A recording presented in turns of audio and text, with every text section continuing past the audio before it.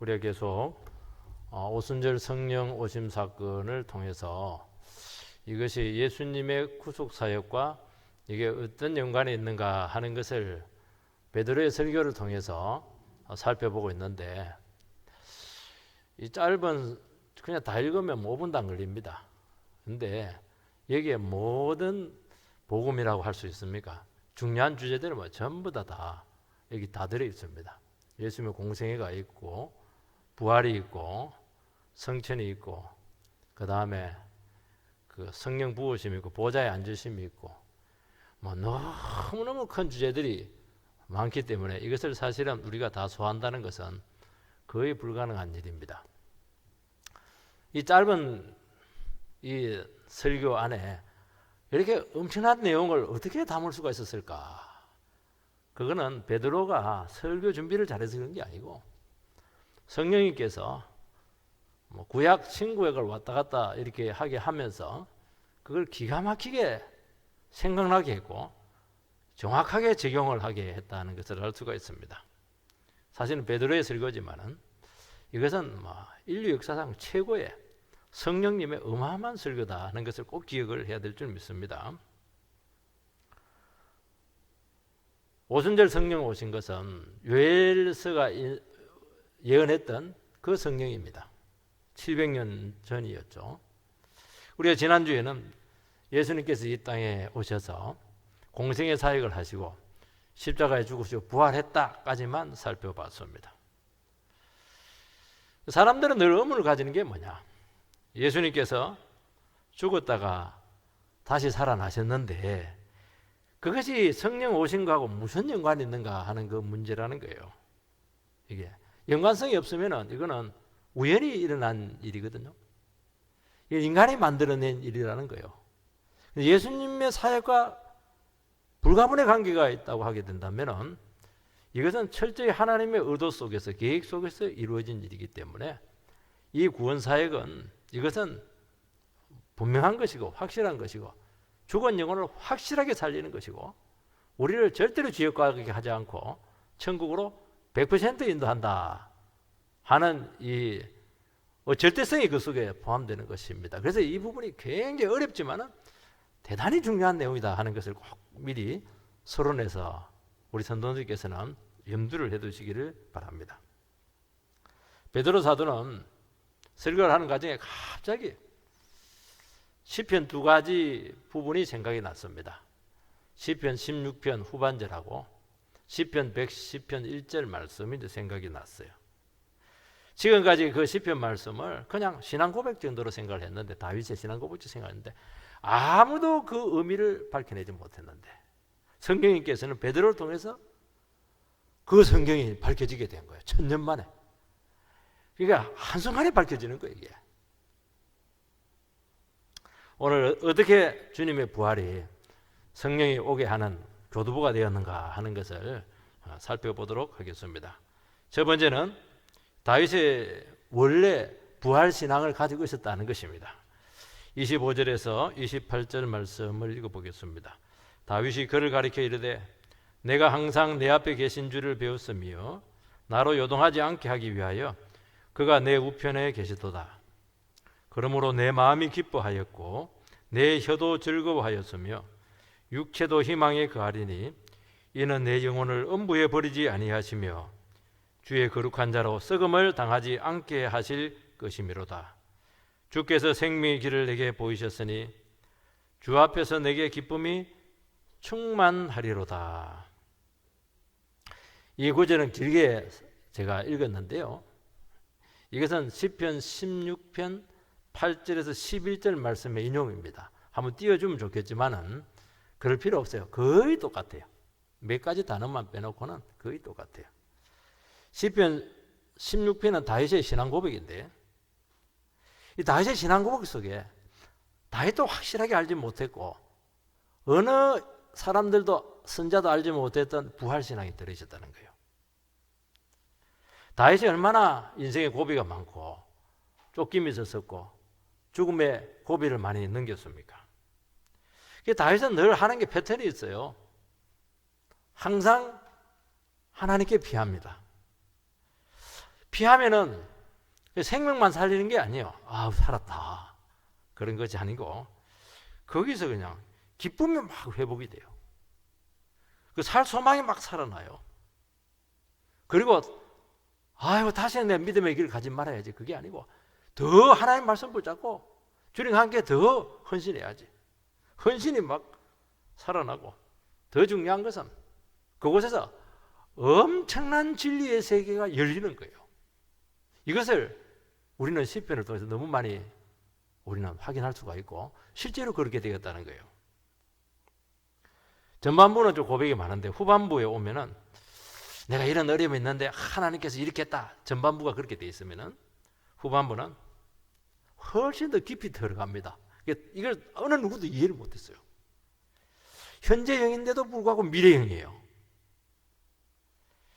결론적으로 말하면 그의 생명과 영혼이 얼마나 안전한가. 여러분의 미래가 안전한가요? 여러분의 생명이 보장되어 있습니까? 불안하잖아요. 그런 것 같은데 어려움이 생기면 안 좋은 소리 들으면 막 그냥 실직할 것 같아 이렇게 하면 막 불안하잖아요. 그런데 그렇지가 않다는 거예요. 우리는 내세까지 완전하게 우리는 안전한 가운데 있다는 것을 이야기하는 것입니다. 다윗은 죽을 고비를 한두 번이 아니고 음부의 고통을 이루 말로 표현할 수 없을 정도로 많이 겪습니다. 늘 두려웠죠. 늘 떨렸어요. 근데 막 그냥 너무 절망 가운데 있었는데 눈을 딱 들어서 보니까 내 앞에 한 분이 계셨어요. 그분이 누구예요? 그분이. 하나님은 눈에 안 보이거든요. 내가 뭐 너무 두려워가지고 사신 한번 떨듯이 막 두려워 떨고 있었는데 밤새도록 한 분의 손에 내 어깨를 탁 대면서 떨지 마! 그렇게 하는 거예요. 오른팔이 강력하게 다윗의 어깨를 붙잡고 있었다는 것입니다. 그분이 누구죠? 이분이 구약에 나타난 제2위 되신 성자 하나님 예수님이셨습니다. 이 다윗은 이미 인생의 수많은 질고 가운데서 성자 하나님을 알았고 그분을 너무 좋아합니다. 나중에 보면은 뭐라고 되어 있습니까? 34절에 보면은 34절에 보면 주께서 내 주에게 말씀하시기를 다윗에게는 주님이 두 분 계세요. 그냥 주님이 계시고 내 주님이 계세요. 그냥 주님은 하나님이시고 내 주님은 예수님이세요. 왜 내 주님이라고 이야기합니까? 늘 만났으니까. 엄마하고 내 엄마하고 다르잖아요. 엄마가 머리 다른 데 살아도 엄마예요. 그저 늘 엄마가 나를 지켜주시고 안고 있고 이렇게 하면 내 엄마죠 그거. 너무 가까우신 분이셨고 너무 사랑했고 나의 모든 것을 다 알고 있었고 위기 때마다 찾아오셔서 나를 붙들어 주신 그분을 다윗은 경험을 했다는 것입니다. 이분은 늘 살아계셨고 나의 예배를 받으셨고 그런 가운데 있을 때 다윗은 어떤 처지에서도 흔들리지 않았다 하는 것입니다. 여러분 우리를 흔드는 것이 참 많죠. 우리가 언제 어떻게 될지 모르지 않습니까? 제가 이번에 이제 기도원을 갔다가 식당에서 이제 그 식당이 주차장이 굉장히 좁아요. 바로 1차선 발이 붙어 있는데 하다 보니까 뒤로 빽 하다가 발통이 하나 나오긴 했었는데 갑자기 앞으로 가는데 그냥 시내버스가 막 와 옆으로 그냥 거의 미치다시피 하면서 오는 거예요. 막 깜짝 놀랐죠. 뭐 이런 운전자가 다 있나 그렇게 생각을 했는데 아니었어요. 주님께서 막 그때 말씀하셨어요. 너 지금 고난주간도 잘 마치고 부활절도 잘 마치고 음악회도 이제 다 마치고 4월달에 네 특별한 일을 달라고 기도 많이 했지. 특별한 일 많이 주었다. 이제 마음을 놓고 싶지? 좀 쉬고 싶지? 그 얘기를 하는 거예요. 방심하지 말라는 겁니다. 내가 한순간이라도 너를 지켜주지 않으면 얼마든지 위험할 수 있고 한순간에 나가 떨어질 수 있다.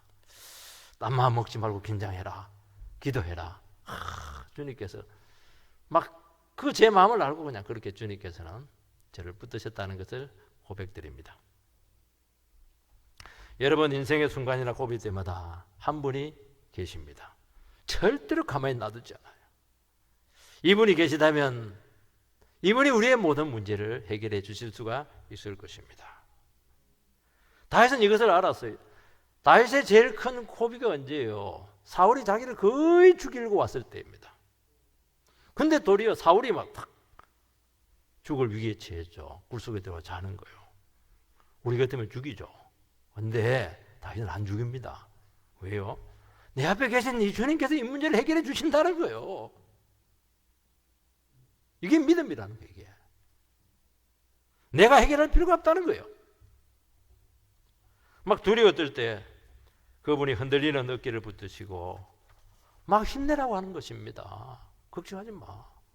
내가 다 알고 있다는 겁니다. 절망 중에 기도하고 있는데 그분이 가까이에서 막 듣고 계신 것 같아요. 왜 듣고 계신 것 같습니까? 내 기도가 막 어디서 막 그냥 이게 빨려 들어가는 것 같아요. 주님께서는 숨소리까지 다 헤아리고 계신다는 것입니다.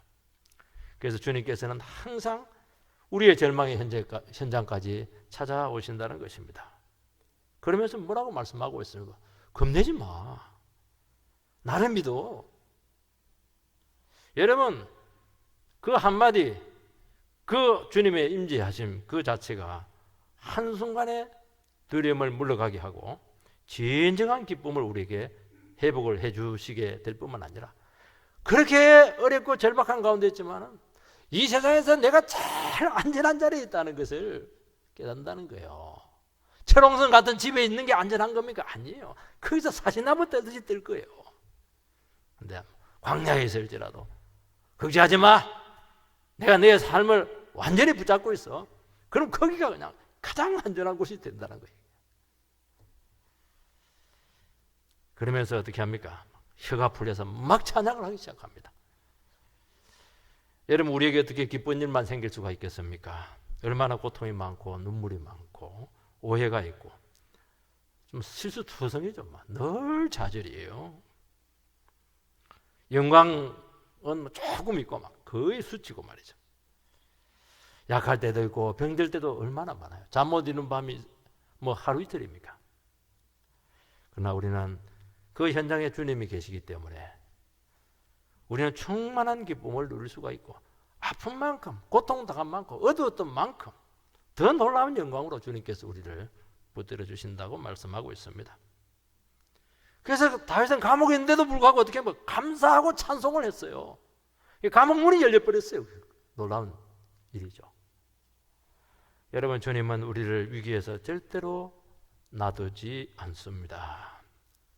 그거 못 믿으면 여러분은 정말 불안할 겁니다. 세상 사람이야 뭐 가진 거라도 있지만 우리는 주님밖에 없잖아요. 주님 못 믿으면 뭘 믿겠어요? 우리는 힘든 순간에 오면 인간이기 때문에 똑같아요. 불안해요. 괴롭습니다. 그렇지만 한편에서는 기대가 돼요. 왜냐하면 주님이 절대로 모르지 않기 때문이죠. 주님께서 이번에는 어떻게 찾아와서 나를 위로하시고 붙들어 주시고 길을 열어주실까? 나는 모르지만 주님은 하신다는 거예요. 근데 놀라운 사실은 주님은 한 번도 실망시키지 않았고 찾아오셔서 우리 모두를 살리셨습니다. 그것도 한두 번입니까? 항상 내 앞에 배웠으며 항상 우리는 막 미안해가지고 항상 실수하니까 이번에는 막 너무 미안한데 아니요. 하나님 항상 오는 거예요. 내 죄 지었든지 실수했든지 넘어졌든지 상관이 없다는 게 항상 와서 도우신다는 겁니다. 이게 다윗의 부활신앙입니다.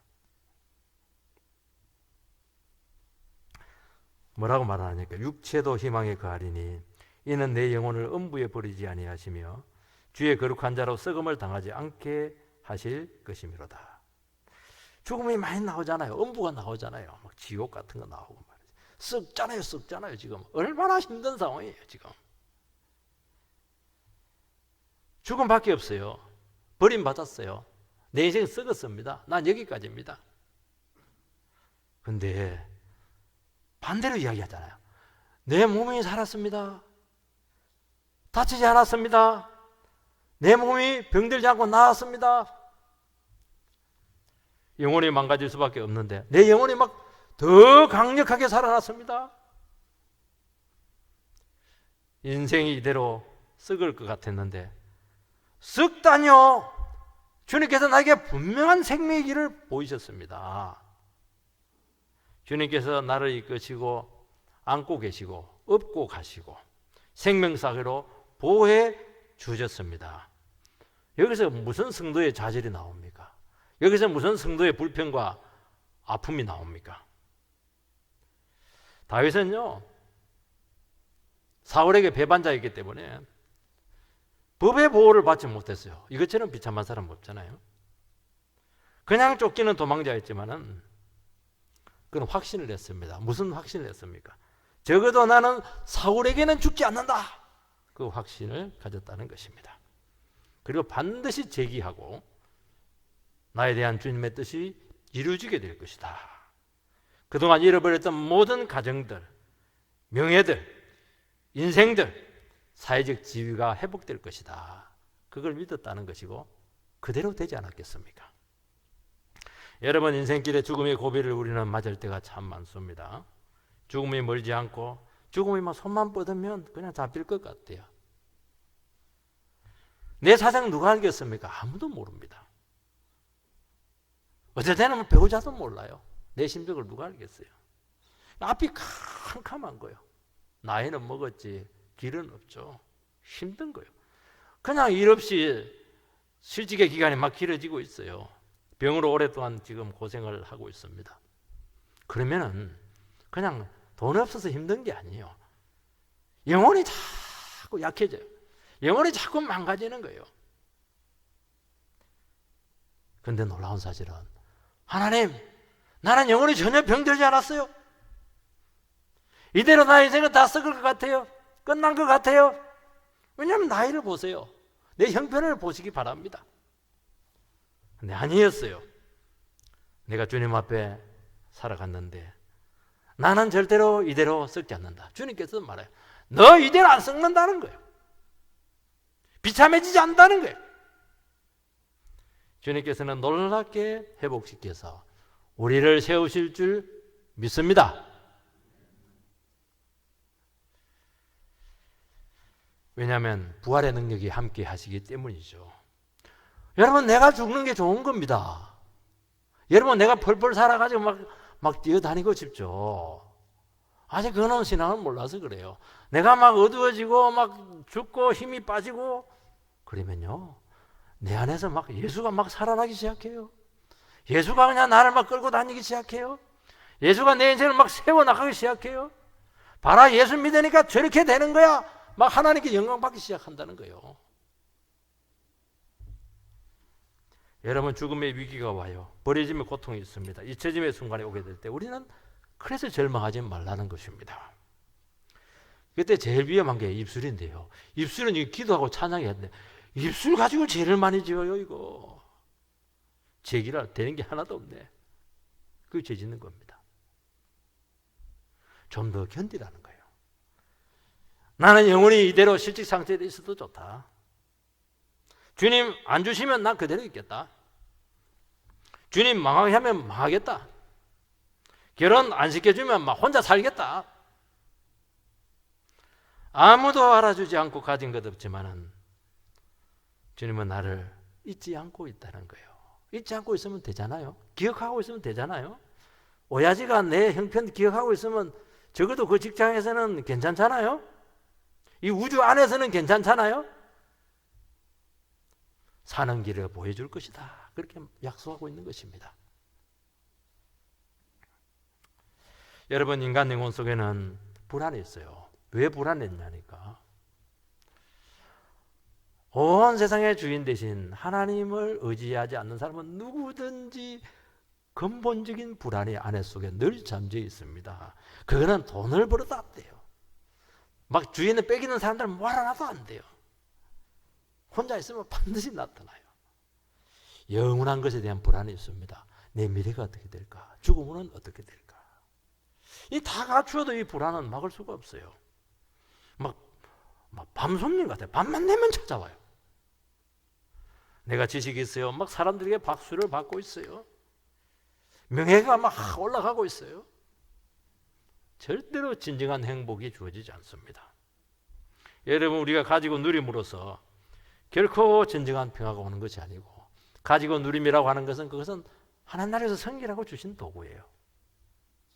우리는 죽음이 있어요, 음부가 있어요, 썩음이 있는데 이 중요한 문제에 대해서 사람들은 하나도 해결책을 알지 못하고 있고, 그 문제도 전혀 생각을 안 하고 있고, 그걸 해결을 해야 근본적인 행복이 오게 되고 근본적인 평화가 오게 될 텐데, 기쁨이 근원적으로 오게 될 텐데, 이 부분은 방치하고 막 직장생활하고 막 돈 벌고 이렇게 한다는 거예요.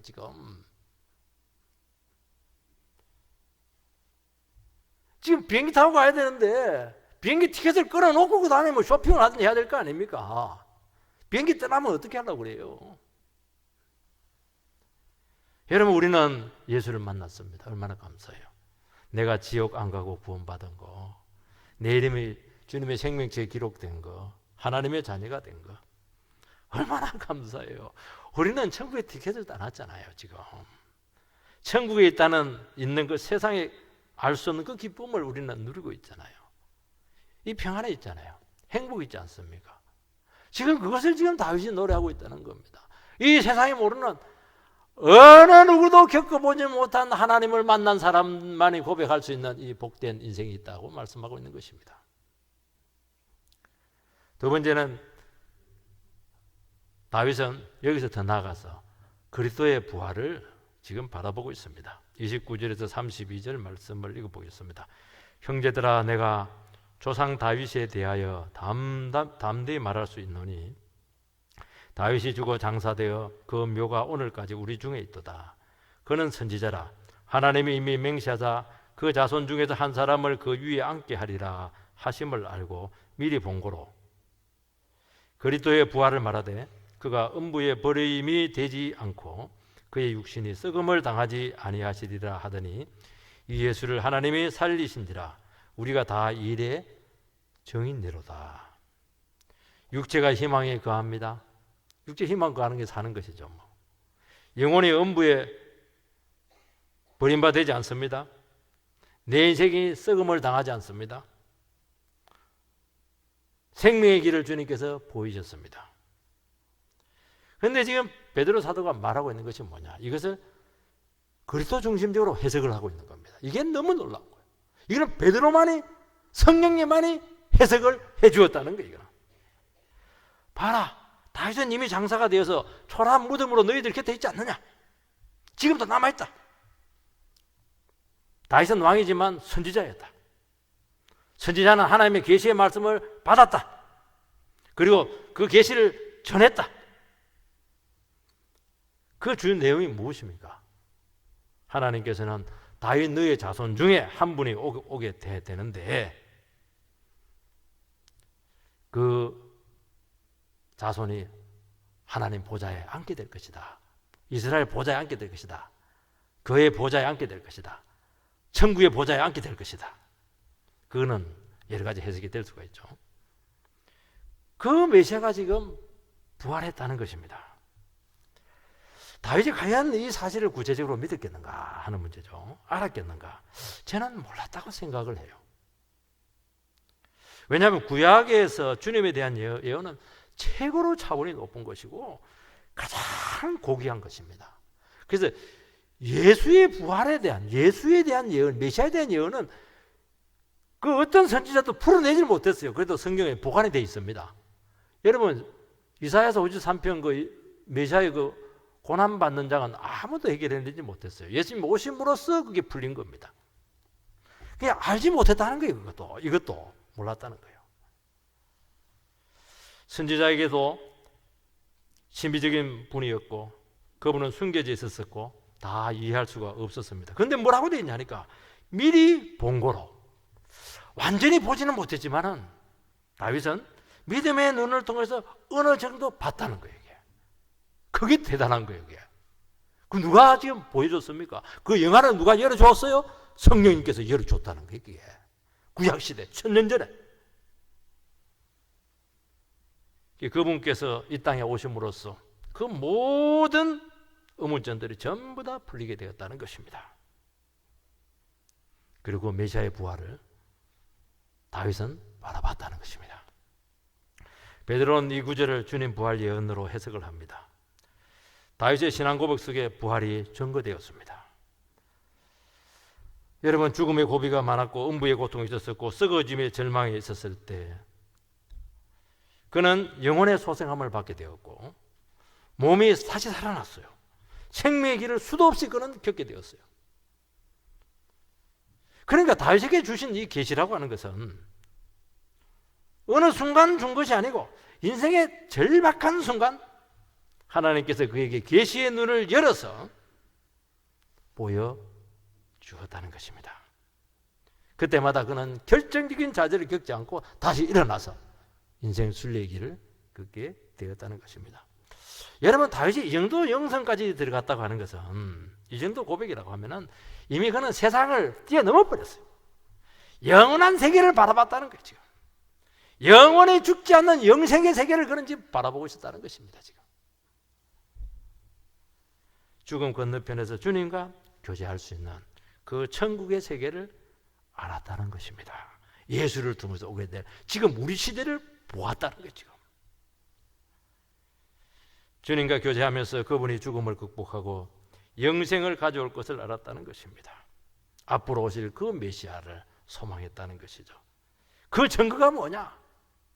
지금 오순절에 성령이 부어진 사건이라고 말씀하고 있습니다. 여러분, 다시 예언한 주님이 죽으시고 살아났습니다. 우리는 주님을 의지할 때마다 바로 이 부활신앙은 역사를 하게 될 줄 믿습니다. 죽음의 권세를 이깁니다. 몸이 죽을 것 같아요? 살아날 줄 믿습니다. 썩을 것 같아요? 회복될 줄 믿습니다. 망할 것 같아요? 일어설 줄 믿습니다. 세상의 한계를 극복을 한다니까요. 우리는 눈에 보이는 세상을 살아가는 사람이 아니고 영원한 세계 속에서, 생명의 세계 속에서 살아가는 것입니다. 죽어도 죽는 게 아니고 그냥 옮기는 거예요. 새로운 세계로 옮기는 거예요. 그래서 우리를 두렵게 할 것이 아무것도 없다고 말씀하고 있습니다. 우리는 단순히 죽고 다시 사는 게 아닙니다. 생명 세계 속에 들어가서 지금도 살고 있고 그 세계가 연장될 거예요. 우리는 돌아갈 본향이 있지 않습니까? 여러분, 이 신앙을 가지시게 되기를 바랍니다. 시작에 그냥 예수 믿고 그냥 세상에 부귀영화 누리고 그것도 좋겠지만 아니에요. 영원한 생명 속에서 하나님 안에 있는 그 부유함과 생명과 능력을 지금 받아서 누리면서 병이 낫고 인생이 회복이 되고 상처가 치료되고 죽음이 극복되는 그런 위대한 생명세계 속에 살아가고 있다는 것을 고백하시기 바랍니다. 이것이 없으면요, 결국에는 여러분들은 세상의 유혹을 이겨내지 못합니다. 세상의 가치관을 극복해내지 못해요. 왜냐하면 눈에 보는 것이 전부인데요. 진짜 백이란 우리 따로 있다는 것을 알게 될 때 이것이 사소한 것이 될 텐데 이게 눈에 보이는 것밖에 없으니까 그냥 여기서 목숨을 매는 거예요. 지금 비참하게. 이것이 이제 가능하게 되었다는 것입니다. 왜요? 성령이 왔잖아요. 지금 여러분 계속 성령 체험하시기 바랍니다. 오늘도 여러분 심령 속에 성령이가 우리 모든 심령들 속에 부어질지어다. 그러면 여러분들은 부활의 간격 속에 들어가게 될 것이고 부활의 승리가 임하게 될 것이고 부활의 능력이 여러분들 가운데 시시각각으로 일어나게 될 줄 믿습니다. 그리고 세상의 가치관을 끌어낼 수가 있고 이 세상에 인생 걸지 않아요. 영원한 것에 여러분의 인생을 투자하게 될 줄 믿습니다. 세 번은 부활하신 주님이 올리우셨다는 것입니다. 33절 하나님이 오른손으로 예수를 높이시매 그가 약속하신 성령을 아버지께 받아서 너희가 보고 듣는 이것을 부어주셨느니라. 성령께서 오순절에 부으셨다고 하는 것은 이것은 주님께서 부활하시고 부활하신 몸으로 하늘로 올라갔다는 거예요. 그리고 하나님 보좌 우편에 좌정하셨다는 것입니다. 통치권을 회복을 했다는 거예요. 그리고 성령을 부어주었다는 것입니다. 그 결과물이라는 것을 말씀하고 있습니다. 우연이 아니잖아요. 성령 온 것은. 여러분들 속에 임한 성령은 우연히 온 게 아닙니다. 여러분. 34절 35절 다윗은 하늘에 올라가지 못하였으나 신이 말하여 이르되 주께서 내 주에게 말씀하시기를 내가 내 원수로 내 발등상이 되게 하기까지 너는 내 우편에 앉아 있으라 하셨도다 하였으니, 이것은 시편 110편 1절 말씀 인용입니다. 여러분, 오늘 이렇게 구약 말씀을 자꾸 이야기하는 것은 집에 가서 읽어보시라는 것입니다. 읽어볼 줄 믿습니다. 시편 110편은 대표적인 메시아의 예언시입니다. 하늘로 올라가신 부활하신 그 예수님을 노래하고 있는 시편이에요. 구약시대 천년전에. 지금 다윗이 어느 날 환상 가운데서 하늘 보좌를 이렇게 봤어요. 근데 거기에 하나님 한 분이 계신 게 아니고 두 분의 하나님이 계셨다는 것입니다. 그것도 앉아 계셨으면, 앉아 계셨다는 건 통치한다는 것이거든요. 뭐라고 되어 있습니까? 주께서 내 주에게, 성부 하나님이 내 주님 되신 예수님께 지금 말씀을 하고 있습니다. 그런데 그 우편에 앉아 계신 그분이 낯선 분이 아니셨어요. 늘 나와 고난 가운데 동행했던, 고비 때마다 찾아와서 도와주었던 그 주님이셨어요.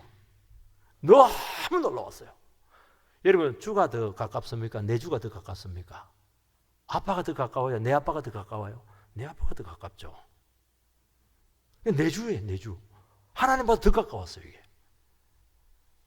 이분은 십자가에 죽으시고 부활하신 후에 올리우신 예수님이셨습니다.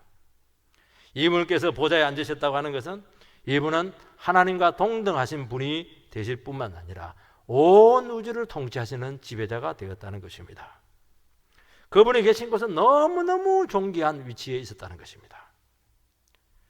그 주 사역이 하나님을 대적하는 죄악 세력과 마귀를 굴복시키는 역할이었습니다. 발등상이 되기까지 너는 내 우편에 앉아 있어라. 발등상은 뭡니까? 왕들이 보좌에 딱 앉을 때 발판이에요, 발판. 여러분, 왕들이 전쟁을 해서 이기면은 적의 괴수들을 어떻게 합니까? 앉아라. 발로 밟아버리잖아요. 그래야 승리가 완성이 되는 것입니다. 여러분, 진리와 믿음으로 싸우는 자녀들에게 하나님께서는 성령을 부으셔서 완전한 승리를 주실 때까지 도와주십니다. 도와주십니다. 중간쯤 하다가 포기하지 마세요. 끝까지 싸워서 이기세요. 하늘 보좌에 계신 주님께서 도와주시는데 뭐가 두렵습니까? 100% 이긴다는 거예요, 이게. 말씀과 성령으로 사단의 세력을 물리치고 진정한 그리스도의 통치를 이 땅에 가져오신다는 것입니다. 우리는 성령을 의지하면서 악이 굴복할 때까지 그분을 의지하고 나가시기 바랍니다. 내가 죄를 지면 주님께서 나를 밟아버려요. 아니야, 우리는 믿음으로 가세요. 그러면 반드시 모든 악의 세력을 전부 다 이기게 해주시겠다고 약속하고 있습니다. 이것처럼 위대한 약속이 어디에 있습니까? 안 하잖아요, 근데. 왜냐하면 세상은 이분의 뜻대로 될 줄 믿습니다. 우리가 왜 복음을 전하고 말씀을 전가하고 제가 설교를 합니까? 복음이 전거되고 복음이 전파되는 그 순간 그곳에 주님의 통치가 이 땅에 임하기 때문이에요. 36절, 그런즉 이스라엘 온 집이 확실히 알지니 너희가 십자가에 못 박은 이 예수를 하나님이 주와 그리스도가 되게 하셨느니라 하니라. 아주 유명한 말씀이에요. 주와 그리스도가 되게 했다는 것입니다. 주는 주권자가 돼요. 예수님께서는 원래 주님이셨지만은 우리 죄를 위해서 죽으시고 이 땅에 오셔서 부활하시고 올라가심으로써 하나님께 다시 존귀한 칭호를 받게 되는데 그게 주입니다. 로드. 주 예수 그리스도. 주자가 제일 먼저 나타나는 거예요. 이게. 제일 중요한 단어예요, 이게. 이분이 누구죠? 우리 죄를 이 세상 가운데서 전부 다 해결하시고 마귀의 권세를 무찌르시고 죽음의 권세를 이기시고 하늘 보좌에 올라가셔서 아버지께로부터 그 위대한 칭호를, 주라고 하는 칭호를 받게 되었다는 것입니다. 세상은 이제 그 주님 대신 주님의 뜻 안에 다 있습니다. 이분이 인생의 해답자가 되실 것입니다. 되십니다. 그분만이 유일한 참이 된다는 것입니다. 그러면 답이 나오잖아요. 이분에게 순종하는 것이 사는 길이라는 것입니다. 이분만이 인생을 풀 수 있는 열쇠가 된다는 것입니다. 그래서 요한계시록 3장에 보면은 빌라델피아 교회에 뭐라고 하냐니까 이분은 다윗의 열쇠를 가지고 계신 분이기 때문에 이분이 열면 닫을 자가 없고 닫으면 열 자가 없다는 거예요. 주님께서 내 사랑하는 이 백성 내가 이번에 열어서 도와줘야 되겠다. 그러면 천하 없이도 되는 거예요. 저 인간 안 되겠어. 천국은 닫아. 그러면 천하 없어도 안 되는 거예요. 그걸 아셔야 된다는 겁니다. 여러분 이분을 고백하지 않으면 끝없는 방황의 연속이 될 것입니다. 해보세요. 계속 방황할 겁니다. 사업을 해도 방황하고 다른 일 해도 계속 그냥 방황할 겁니다. 여러분 그리스도는 메시아라고 하는 뜻을 가지고 있고 기름 부음 받은 자 구원자입니다. 구속주죠. 우리는 아들에 의해서 우리의 모든 죄가 해결이 되었기 때문에 이제는 하나님 심판 앞에서 당당하게 설 수가 있어요. 형벌 받지 않습니다. 얼마나 감사합니까 여러분들. 우리가 이분을 몰랐을 때는 막 너희들이 미국에서 십자가에 못 박았지. 이분이 너희들이 못 박은 이 예수를 하나님께서는 주와 그리스도가 되게 했다는 거예요. 사랑으로 모든 것을 주셨다는 것입니다. 이제는 핑계하지 마라. 공개적으로 일어났기 때문에 그분에게 모든 인생을 바치고 고백하고 무릎을 꿇으라 말씀하고 있는 것입니다. 이제는 그전에는 뭐 몰라서 그냥 미워했습니다. 하나님을 막 의식했습니다. 주일예배 막 그냥 팽개 쳐버리고 그냥 욕심대로 살았습니다. 그게 통해요. 이제는 안 통한다는 거예요. 만천하에 예수의 십자가와 부활, 주와 그리스도가 되었는데 이제 핑계를 못 댑니다. 심판 앞에 가서 핑계 댈 게 없어요 지금. 그러나 그분을 인정하게 되면 성령이 임하게 될 것이고 인생이 변하고 진리가 깨달아지고 순종하게 될 줄 믿고 그분의 임재 안에 있게 된다는 것입니다. 여러분 성도와 교회는 주님밖에 없어요. 주님 고백하면 성령이 부어집니다. 다른 걸로는 안 옵니다. 교회가 부흥하고 영원히 돌아오게 될 줄 믿습니다. 주님을 모르고 고백하지 않으면 계속 방황해요. 교회도 계속 방황합니다. 해보세요. 안 되게 돼 있어요. 여러분 교회가 약화될 때 특징이 뭡니까? 주님은 없고 사람이 자꾸 부각이 돼요. 목사가 부각이 되고 말이지. 사람이 자꾸 부각이 되는 거예요. 그거 망하는 거예요 그게. 교회가 막 힘을 잃는 거예요. 어떤 교회는 뭐 프로그램이 막 너무 유명해요. 그거 좋은 거 아닙니다 여러분들. 무슨 프로그램이 주님이에요? 프로그램 각광받고 시스템이 각광받고 이렇게 하면요 나중에 보면은 예수님이 없어져 버렸어요. 시스템이 부각이 되기 때문에 그렇다는 것입니다. 그러면 성령은 고가 될 줄 믿습니다. 오늘 이 시간 구속한 주만 보이게 되기를 축복합니다. 교회들이 여러 가지 재주를 많이 부려요. 간증이 어떻고 상담 치유가 어떻고 음악 치료가 어떻고 문화 설교를 해야 된다. 사회 회복 설교를 해야 된다. 사회 복음을 선포해야 된다. 다 좋아요. 굉장히 도움이 되고 솔깃해요. 해보세요. 힘이 쫙 빠집니다. 살 의욕을 잃게 되고 힘이 나지 않아요. 힘이 나지 않아요. 이 딱딱하지만은 예수가 죽으시고 부활했다. 하나님 말씀 안에 우리 생명을 살린다. 이 말을 계속 들어야 돼요. 그러면 살아날 줄 믿습니다. 회복될 줄 믿습니다. 인생이 풀릴 줄 믿습니다. 성령이 임하게 될 줄 믿습니다. 그게 길이에요. 저는 성철 스님 생각할 때마다 안타까워요. 얼마나 구도자예요. 그때 여러분 인터넷 찾아보고 보세요. 마지막 유언. 나는 지옥 간다. 구원 없다. 나는 죄를 해결할 길이 없다. 엉망금의 죄가 쌓여서 나는 거짓말쟁이다. 거짓말로 사람들을 지옥으로 그냥 끌고 갔다는 거예요. 늦어막하게 이분이 이걸 확인을 해요. 이게 얼마나 정말 말이지 앉아가지고 8년을 견뎌냈습니다. 대단하죠. 대단한. 저는 제가 봐도 우리나라 선임 중에는 최고인 것 같아요. 제가 봐도 정말 이런 건물들이 나와야 됩니다. 살아있는 부처였잖아요. 그런데 막 해방과 천추의 안을 안고 세상을 떠난다고 고백하고 있어요. 애초에 불교가 진리라고 왔는데 잘못 들었었다는 거예요. 번민을 극복하지 못하고 인생의 근본 문제를 해결하지 못했다는 거예요. 얼마나 구도자입니까? 답을 못 찾아서 그렇게 한 거예요.